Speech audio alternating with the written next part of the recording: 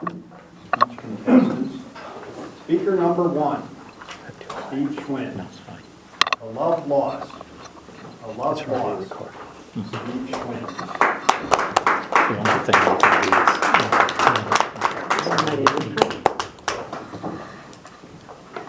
so that's good.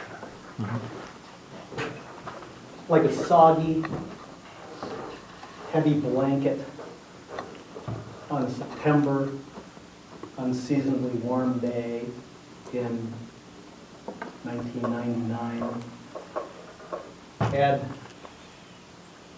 was strewn over the casket.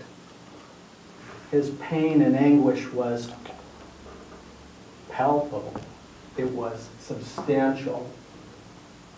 As he sobbed, he didn't sob, he wailed, painfully, grieving the loss of his love of 60 years. I was so taken by the experience, I momentarily was unable to grieve for my grandmother as I watched him in pain and anguish.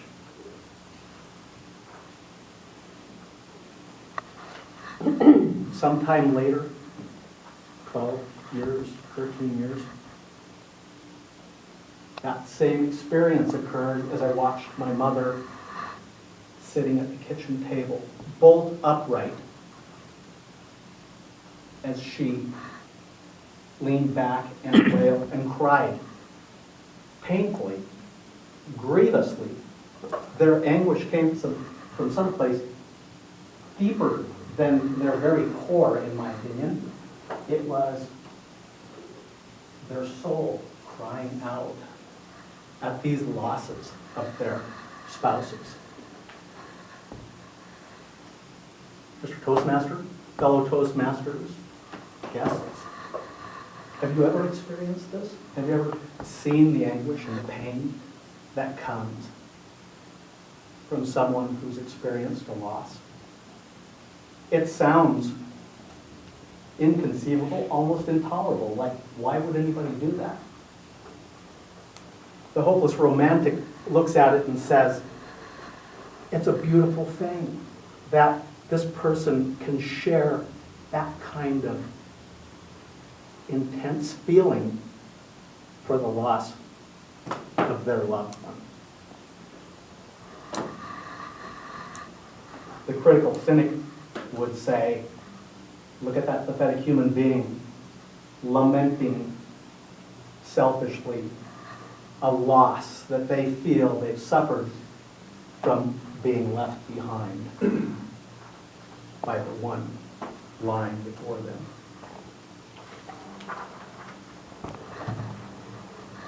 There's the individual who says,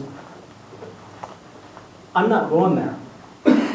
I don't choose to enter into a relationship where I will experience that kind of pain. Why would I? I'm going to stay within myself. I'm going to avoid that kind of experience where even a cutting word can take you down.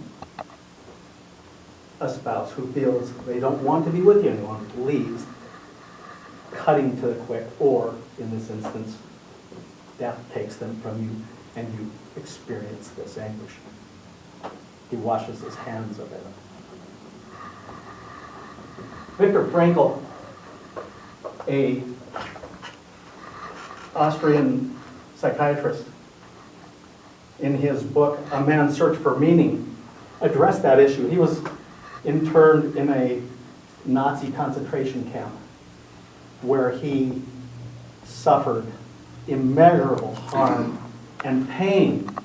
And in his book, he speaks of the other inmates in the camp who held on to that glimmer of hope, that notion of love, of a relationship, of a family back home, gave them the hope to endure immeasurable punishments and to survive, to go home.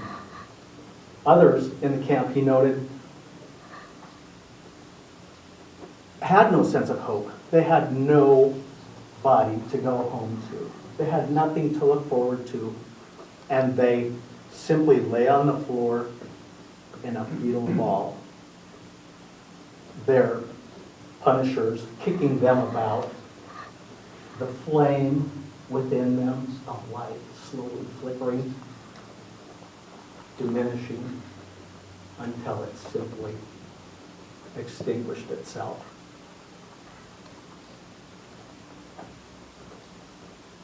Why? Why would anybody want to do that kind of a thing to themselves? We're made to be with someone else. We're made to share our lives. As I've contemplated this situation with my grandpa, Ed, he elected, after 60 years of marriage, after raising a family, to go out to his wife's grave, implements in hand, to join her. Literally. I was angry about that. I questioned it. But as I think about someone who's got 60 years of their life entwined with another, I can't any longer question that. My mother, she, recognizing that she had 6 children, 35 grandchildren, and numerous great-grandchildren, found the reality of needing to provide for them. Each of them needing a quilt for her longevity. Had that sense of purpose. I can't question really my grandpa. I do admire my mother for everything she does. The two of them, they would have never experienced all the wonders of love, joy, and pleasure had they not exposed themselves to the possibility of that ultimate outcome of grief. It was a good choice in the end.